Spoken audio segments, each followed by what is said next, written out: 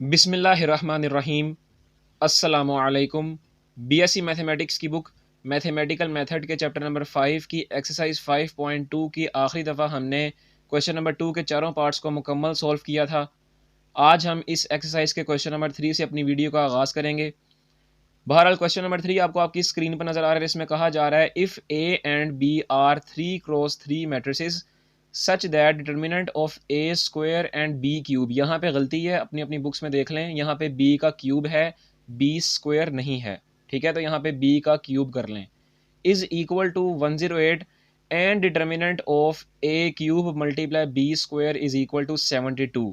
आपने फाइंड करना है, यानी ये दो चीज़ें आपको दी गई हैं। आगे आपसे कह रहा है कि आपने फाइंड करना है determinant of 2a and determinant of B inverse. तो ये आपके पास क्वेश्चन है। अब क्वेश्चन का सोल्यूशन शुरू करने से पहले ये डिटर्मिनेंट की दो प्रॉपर्टीज़ हैं। वैसे तो कई प्रॉपर्टीज़ हैं, लेकिन ये दो प्रॉपर्टीज़ हैं जो इस क्वेश्चन में इस्तेमाल होंगी। तो पहले उसको देख लें कि अगर दो मैट्रिसेस आपस में मल्टीप्लाई हो रही हैं और बाद में उसका डिटर्मिनेंट लिया जा रहा है, तो ये बराबर होंगी कि एक मैट्रिक्स का डिटर्मिनेंट लेके दूसरी मैट्रिक्स का डिटर्मिनेंट लेके उनके दोनों जवाब को आपस में मल्टीप्लाई करवाएं, तो इसका जवाब और इसका जवाब आपस में बराबर होगा। ठीक है, ये डिटर्मिनेंट की फर्स्ट प्रॉपर्टी है जो यहाँ पे इस क्वेश्चन नंबर 3 में इस्तेमाल होगी। दूसरी प्रॉपर्टी ये है कि अगर डिटर्मिनेंट है किसी मैट्रिक्स के इन्वर्स का, यानी सबसे पहले मैट्रिक्स का इन्वर्स लेना है और बाद में डिटर्मिनेंट लेना है, तो इसका जवाब बराबर होगा कि पहले उस मैट्रिक्स का डिटर्मिनेंट ले लें और बाद में उसका इन्वर्स ले लें। यानी इसका जवाब और ये वाला जवाब आपस में बराबर होंगे। ये दो प्रॉपर्टीज़ जो इस क्वेश्चन में इस्तेमाल होंगी, तो इनको आपने अच्छी तरह ज़हन नशीन कर लेना है। तो चलें जी, इसका सोल्यूशन स्टार्ट करते हैं। देखिए, आपको जो गिवन स्टेटमेंट दी गई है उसमें आपको दो किस्म की मैट्रिक्स दी गई हैं, एक ए और दूसरी बी। तो इन्हीं दोनों मैट्रिक्स को मद्देनज़र रखते हुए हम भी लेट कर लेते हैं कि डिटर्मिनेंट ऑफ ए जो है, इसको लेट कर लेते हैं कि ये हमारे पास, फ़र्ज़ कर लें कि ये हमारे पास एक्स है। और बिल्कुल इसी तरह डिटर्मिनेंट ऑफ बी जो है, इसको लेट कर लें कि ये हमारे पास वाई है। ठीक है, ये दो चीज़ें हमने लेट कर ली।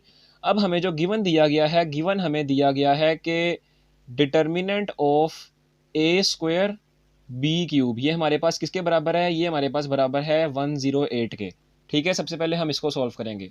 ये हमें गिवन दिया गया है कि determinant of A square multiply by B cube, ये हमारे पास 108 के बराबर है। अब देखें, अभी मैंने आपको जो दो प्रॉपर्टीज़ बताई हैं, जो फर्स्ट वाली प्रॉपर्टी है, इसमें आपसे क्या कहा जा रहा है कि अगर दो मैट्रिक्स आपस में मल्टीप्लाई हो रही हों और बाद में उसका डिटर्मिनेंट लिया जाए, तो डिटर्मिनेंट जो है उन दोनों मैट्रिक्स पे अलग-अलग ऑपरेट हो सकता है और बाद में उनको मल्टीप्लाई हम करवा सकते हैं। ठीक है, तो यहाँ देखें, ये दो मैट्रिक्स हैं, एक है ए स्क्वायर और दूसरा बी क्यूब। ये आपस में क्या हो रहे हैं? मल्टीप्लाई हो रहे हैं। तो बिल्कुल इसी प्रॉपर्टी के तहत हम क्या करेंगे? डिटर्मिनेंट ऑफ ए स्क्वायर को हम अलहदा कर देंगे, multiply by determinant of B cube हो जाएगा और इज़ इक्वल टू 108। ठीक है, यहाँ पे हमने कौन सी प्रॉपर्टी को अप्लाई किया है? ये फर्स्ट वाली प्रॉपर्टी को अप्लाई किया है और इसके मुताबिक डिटर्मिनेंट को दोनों मैट्रिक्स के ऊपर ऑपरेट करवा दिया है। अब उसके बाद देखें कि अब आपके पास यहाँ पे फॉर्म बनी है determinant of A square multiply by determinant of B square.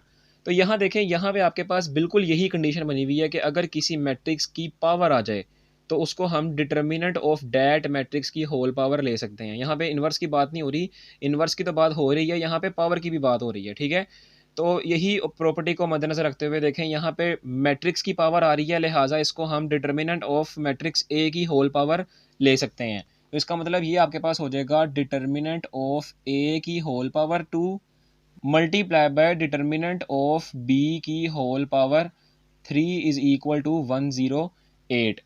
अब देखें, ये आपके पास इन दोनों प्रॉपर्टी को हमने इस्तेमाल किया और ये चीज़ बन गई है।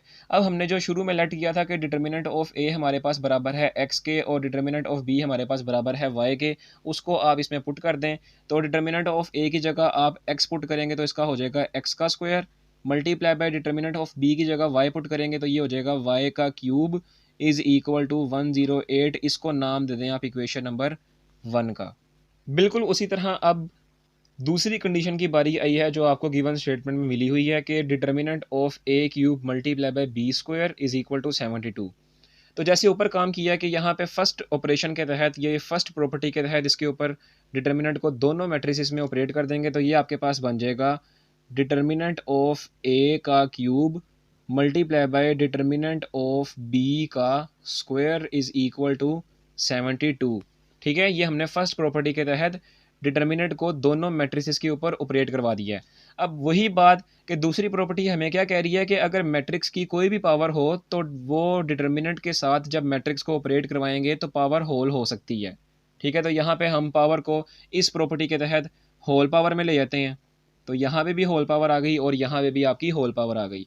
अब वही के डिटर्मिनेंट ऑफ ए की वैल्यू हमारे पास ऊपर हमने लेट की थी, ये हमारे पास एक्स के बराबर है, तो यहाँ पुट करेंगे तो ये हो जाएगा एक्स का क्यूब, और multiply by determinant of B की वैल्यू आपके पास वाई है, तो यहाँ पुट करेंगे तो ये हो जाएगा वाई का स्क्वायर इज़ इक्वल टू 72। ये आपके पास आ गई इक्वेशन नंबर 2। तो उम्मीद है यहाँ तक जितना भी आपने ये क्वेश्चन सॉल्व किया है उतनी आपको समझ लग चुकी होगी। अब क्या करेंगे, अब हम इक्वेशन नंबर 1 का टोटल इक्वेशन का स्क्वायर ले लेंगे और इक्वेशन नंबर 2 में टोटल इक्वेशन का क्यूब ले लेंगे। ठीक है, ये काम हम क्यों कर रहे हैं, क्योंकि आप देखें इक्वेशन नंबर 1 जो है इसमें भी हमारे पास दो वेरिएबल्स हैं, एक x और दूसरा y, और इक्वेशन नंबर 2 में भी हमारे पास दो वेरिएबल्स हैं x और y। इक्वेशन 1 का स्क्वायर इसलिए ले रहे हैं और इक्वेशन 2 का क्यूब हम इसलिए ले रहे हैं ताकि इन दोनों इक्वेशंस में हमारे पास कोई एक वेरिएबल जो है उसकी डिग्री सेम हो जाए, और जब हम इन दोनों इक्वेशंस को डिवाइड करें तो एक वेरिएबल कट जाए। अभी देखें, अगर मैं इक्वेशन 2 पे 1 को डिवाइड करवाता हूँ तो कोई वेरिएबल नहीं कटेगा, कटेगा तो सही, लेकिन हमारे पास जो डिवाइड होने के बाद आंसर आएगा वो आंसर भी हमारे पास x और y दोनों वेरिएबल्स का होगा। तो इसलिए इक्वेशन 1 का स्क्वायर और इक्वेशन 2 का क्यूब इसलिए ले रहे हैं ताकि हमारे पास कोई एक वेरिएबल की डिग्री सेम हो जाए, ताकि वो मुकम्मल वेरिएबल डिवाइड करवाने से कट जाए। तो इसीलिए सबसे पहले क्या करेंगे जी, इक्वेशन नंबर 1 का स्क्वायर ले लेंगे दोनों तरफ, लेफ्ट साइड पे भी और राइट साइड पे। तो जब इसका स्क्वायर लेंगे तो ये आपके पास बन जाएगा x की पावर 4 y की पावर 6 इज़ इक्वल टू 108 का स्क्वायर। इसको नाम दें आप इक्वेशन नंबर 3 का। बिल्कुल इसी तरह इक्वेशन नंबर 2 जो है इसमें दोनों यानी इक्वेशन की दोनों तरफ क्यूब को अप्लाई करवा देंगे, यानी दोनों तरफ क्यूब ले लेंगे, तो ये आपके पास बन जाएगा x की पावर 9 मल्टीप्लाई y की पावर 6 इज़ इक्वल टू 72 की पावर 3, और इसका नाम दे देंगे इस इक्वेशन को कि ये इक्वेशन नंबर 4 है। तो अब देखें कि हमने इक्वेशन 1 का स्क्वायर लिया और इक्वेशन 2 का क्यूब लिया, तो हमारे पास जो इक्वेशनें आई हैं इनमें y की पावर 6 और y की पावर 6 यानी वो जो y वाला वेरिएबल था उसकी डिग्री सेम हो चुकी है। अब क्या करेंगे, अब हम इक्वेशन नंबर 4 को 3 पे डिवाइड करवा देंगे। तो जब आप इक्वेशन नंबर 4 को इक्वेशन 3 पे डिवाइड करवाएंगे तो ये चीज़ आपके पास आ जाएगी। देखें, हमने इक्वेशन 4 को 3 पे डिवाइड करवाया है, लिहाजा ये चीज़ हमारे पास आ गई। अब देखें, डिवाइड करवाने से ये जो y की पावर 6 और ये वाला y की पावर 6 था ये कट गया। अब हमारे पास जो भी आंसर आएगा ना वो सिर्फ सिंगल वेरिएबल का होगा, यानी x का होगा। तो इसको सिंप्लीफाई करें, ये x की पावर देखें, इसको आप सिंप्लीफाई कर सकते हैं, नीचे पावर डिनोमिनेटर में है, इसको ऊपर लेके जाएं तो ये हो जाएगा x की पावर -4। बेसिस सेम है तो यहाँ पे इसका x का जो आंसर आएगा ये आएगा आपके पास x की पावर 5, और इसको जब आप कैलकुलेटर पे सिंप्लीफाई करेंगे तो ये आपके पास आंसर दे रहा होगा 32। ठीक है, अब हमें तो चाहिए x का आंसर, तो इसको कैसे सिंप्लीफाई कर सकते हैं। देखें, ये 32 जो है इसको मैं लिख सकता हूँ 2 की पावर 5, लिख सकता हूँ ना मैं इसको, क्योंकि 2 की पावर 5 जो है वो उसका आंसर 32 ही होता है, लिहाजा मैं यहाँ पे लिख देता हूँ 2 की पावर 5।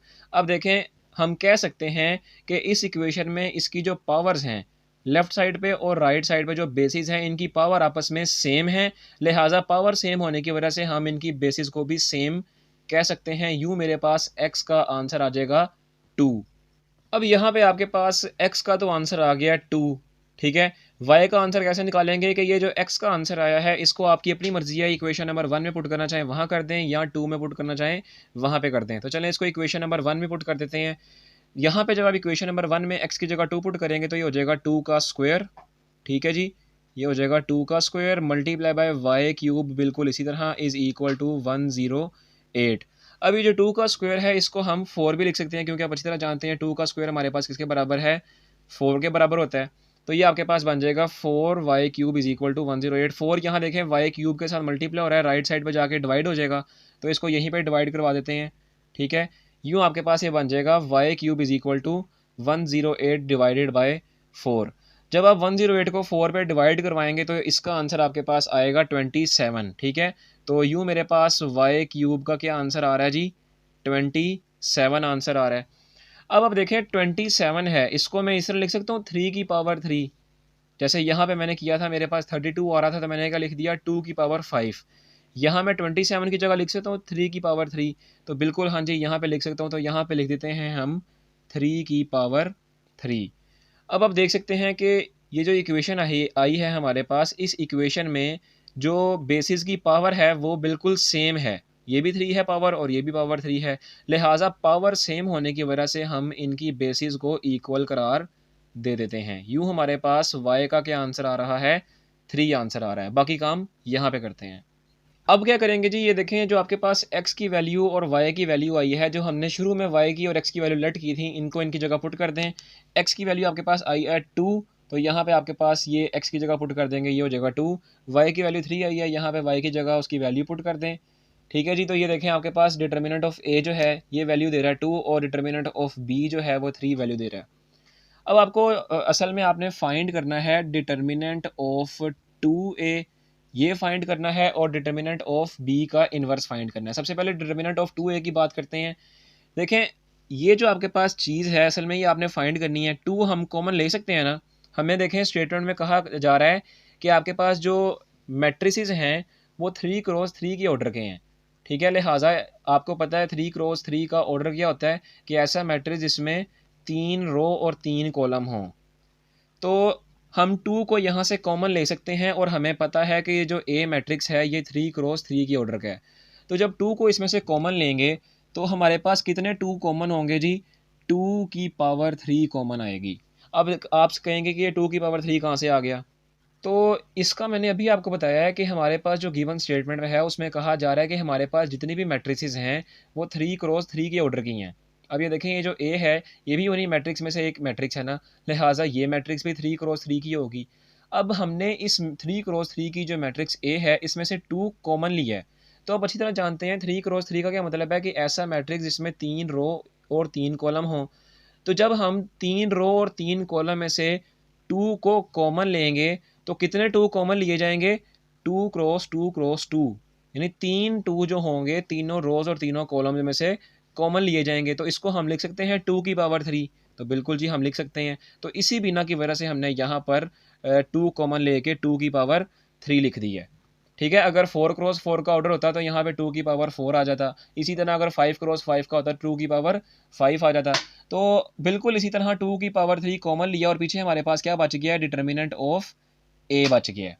अब देखें बिल्कुल आपके सामने ये बन चुका है कि डिटर्मिनेंट ऑफ 2a हमारे पास इस मैट्रिक्स ए के ऑर्डर के मुताबिक यानी 3 क्रॉस 3 के ऑर्डर के मुताबिक किसके बराबर है, 2 की power 3 multiply by determinant of A के बराबर है। ठीक है, अब डिटर्मिनेंट ऑफ ए की वैल्यू आपने ऊपर निकाल ली हुई है तो इसकी जगह पुट करें तो ये आपके पास बन जाएगा जी 2 की power 3 multiply by determinant of A की जगह 2 पुट कर दें, इसको सिंप्लीफाई करें तो आपके पास क्या आंसर आ जाएगा, 16 आंसर आ जाएगा। यूँ आपका डिटर्मिनेंट ऑफ 2a का क्या आंसर आया है, 16 आंसर आ गया है।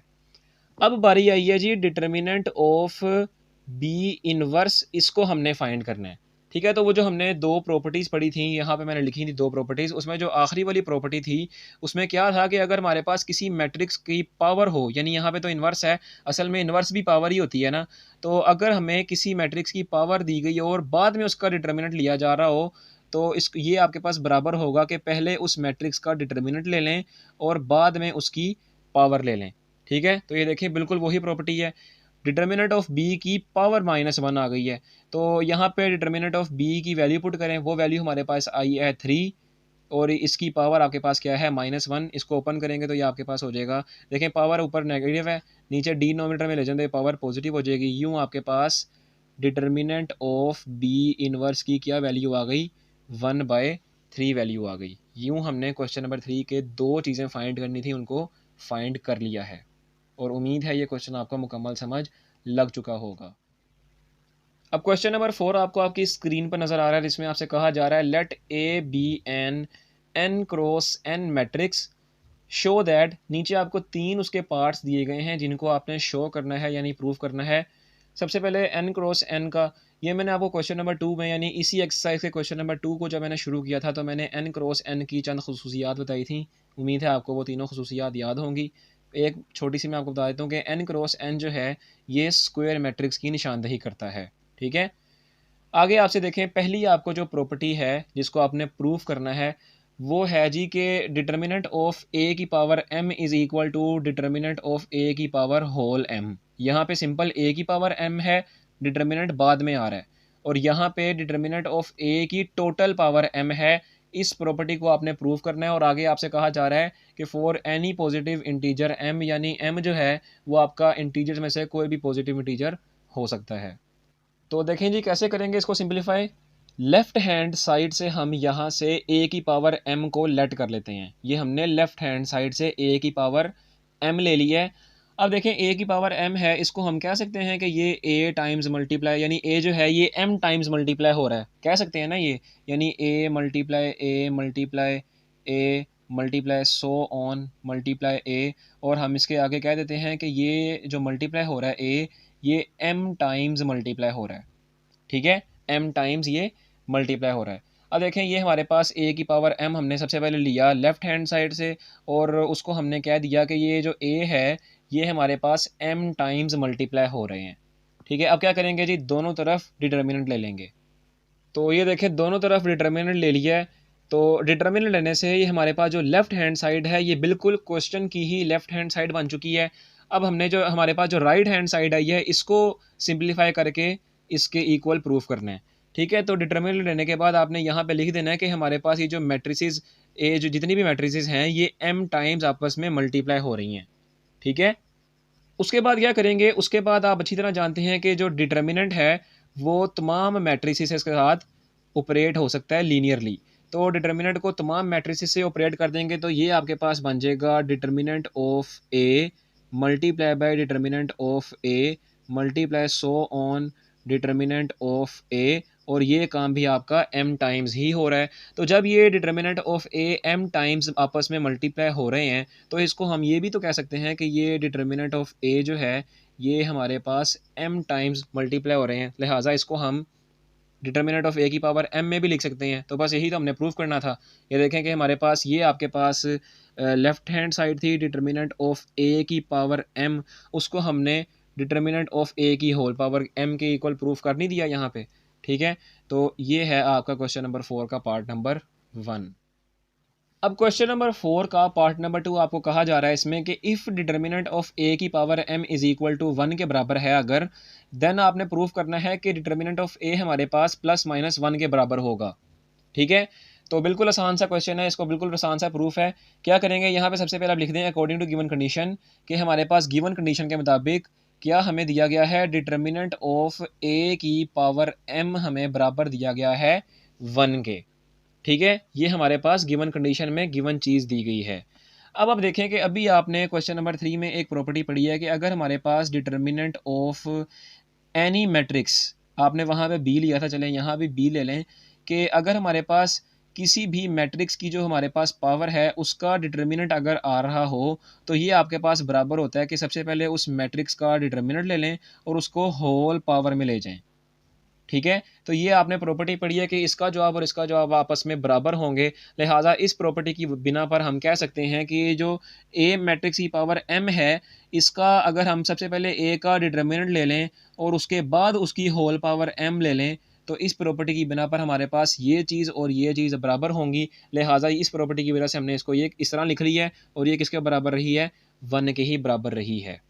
अब यहाँ हम पावर ख़त्म करने के लिए रूट लेंगे, जैसे हमारे पास स्क्वायर रूट होता है, क्यूब रूट होता है, यहाँ भी पावर ख़त्म करने के लिए हम रूट लेंगे। कौन सा रूट लेंगे, हम ना तो स्क्वायर रूट ले सकते हैं क्योंकि हमारे पास पावर स्क्वायर नहीं है, ना ही क्यूब रूट ले सकते हैं। हम कौन सा रूट लेंगे, हम m टाइम्स रूट लेंगे। ठीक है, तो यहाँ पे आप लिखना चाहें तो लिख भी दें कि taking m times root on both side, कि हम यहाँ पे दोनों तरफ m टाइम्स रूट लेने लगे हैं। ये आपके पास बन जाएगा डिटर्मिनेंट ऑफ a की पावर m, और ये रूट हमारे पास कौन सा है, ये m टाइम रूट है। यहाँ भी हमने लेफ्ट साइड पे भी ले लिया और राइट साइड पे भी हमने m टाइम्स रूट ले लिया। अब m टाइम रूट लेने की वजह से हमारे पास ये जो m स्क्वायर रूट है ये, सॉरी m रूट ये, और हमारे पास जो पावर m है ये आपस में कैंसिल हो जाएगी, और यहाँ पे किसी भी चीज़ की, यानी हमारे पास जो 1 है 1 का हम जैसा मर्जी रूट ले लें उसका आंसर हमारे पास 1 ही आएगा, और रूट लेने की वजह से हमारे पास प्लस माइनस जाहिर सी बात लगेगा। यूँ हमारे पास determinant of A plus minus 1 के बराबर यहाँ पे आ गया है और हमने इसको प्रूफ कर लिया है। इस पॉइंट को अगर दोबारा समझना चाहें तो दोबारा समझ लें कि यहाँ पे देखिए हमारे पास पावर m है, तो पावर को ख़त्म करने के लिए जाहिर सी बात है रूट ही लेते हैं। अगर पावर 2 हो तो स्क्वायर रूट लेते हैं, 3 हो तो क्यूब रूट लेते हैं, ठीक है। तो यहाँ पे हमारे पास पावर m है, तो पावर को ख़त्म करने के लिए जो पावर है उसी के लिए जाहिर सी बात है ना रूट लेंगे। तो पावर हमारे पास m है तो हम m रूट लेंगे, ठीक है। तो हमने दोनों तरफ क्या ले लिया, लेफ्ट साइड पे भी हमने m रूट ले लिया और राइट साइड पे भी हमने m टाइम्स रूट ले लिया। अब m टाइम रूट लेने की वजह से ये m टाइम्स वाला रूट और ये जो पावर m है ये आपस में कैंसिल होकर हमारे पास क्या बच गया, डिटर्मिनेंट ऑफ a बच गया। और आप अच्छी तरह जानते हैं कि 1 की जो मर्जी रूट आ जाए वो हमारे पास 1 की आप जो मर्जी पावर ले लें उसका भी आंसर 1 आता है, और 1 का आप जैसा मर्जी रूट ले लें, स्क्वायर रूट ले लें, क्यूब रूट ले लें, वो 1 ही आंसर देता है। लिहाजा m टाइम रूट ऑफ 1 का आंसर भी हमारे पास 1 ही आएगा। लेकिन चूंकि रूट आ चुका है लिहाजा प्लस माइनस लगाना साथ लाजमी है। यूँ हमने जो प्रूव करना था हमने ये चीज़ ली और इसकी वजह से इस चीज़ को प्रूव कर लिया। यहाँ पे क्वेश्चन नंबर 4 का पार्ट नंबर 2 भी मुकम्मल ख़त्म होता है। अब क्वेश्चन नंबर 4 का पार्ट नंबर 3 यानी लास्ट पार्ट इसका वो आपको कहा जा रहा है बिल्कुल क्वेश्चन नंबर 4 के पार्ट नंबर 2 की तरह ही है। इसमें आपसे कहा जा रहा है इफ़ डिटर्मिनेंट ऑफ a की power m is equal to 0 then आपने प्रूफ करना है या शो करना है कि डिटर्मिनेंट ऑफ a आपके पास 0 के बराबर है, ठीक है। बिल्कुल क्वेश्चन नंबर 4 के पार्ट नंबर 2 की तरह ही है। सबसे पहले क्या करेंगे, अकॉर्डिंग टू गिवन कंडीशन हम ये वाली जो हमारे पास कंडीशन हमें दी गई है इसको हम उठा लेंगे, यानी डिटर्मिनेंट ऑफ a की power m is equal to 0 को हमने उठा लिया।